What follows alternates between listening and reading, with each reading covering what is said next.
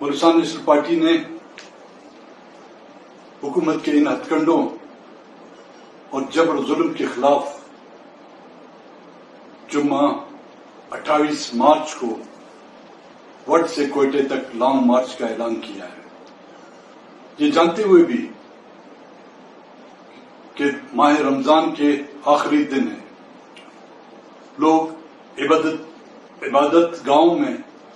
عبادت کرنے میں مصروف ہوں گے، عید کی تیاریوں میں ہوں گے، لوگ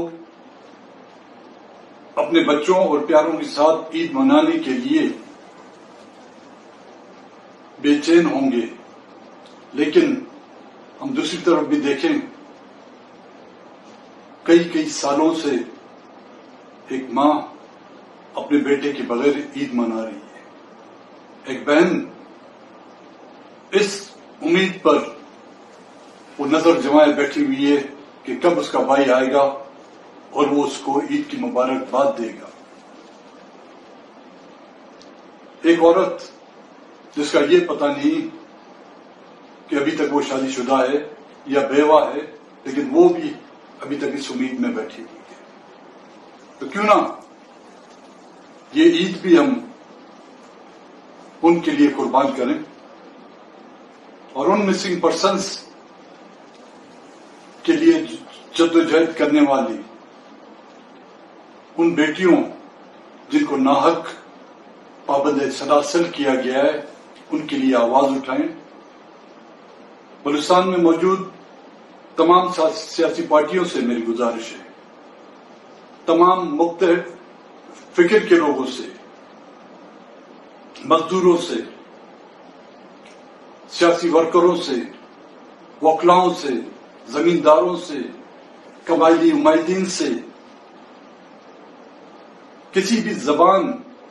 یا قوم سے تعلق رکھنے والے ہوں، چاہے وہ بلوچ ہوں، پشتون ہوں، ہزارہ ہوں یا یہاں کے سیٹلر ہوں،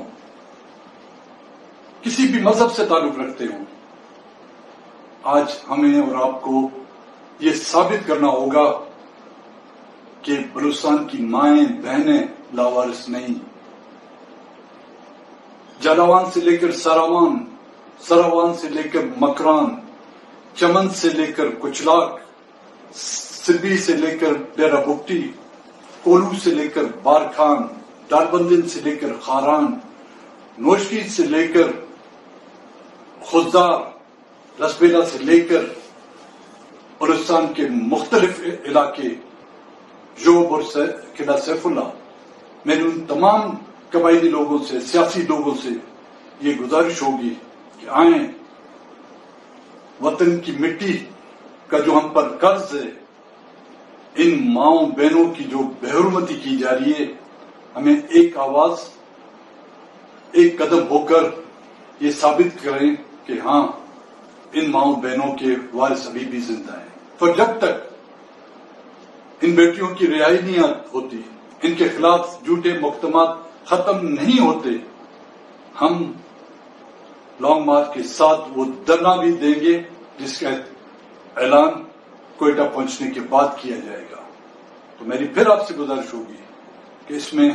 اس لانگ مارچ میں آپ بھرپور انداز میں شرکت کر کے، نہ کہ صرف بلوچ یا پشتون، جو بھی مظلوم ہیں، جو بھی مظلوموں کی آواز اٹھاتے ہیں، ان سے میری یہی درخواست ہوگی، خداوند تعالیٰ آپ کا نگہبان ہو، اور ماؤں بہنوں سے یہ گزارش ہوگی کہ دعا کریں کہ خداوند تعالیٰ ہمیں اپنے مقصد میں کامیاب رکھے۔ اللہ حافظ۔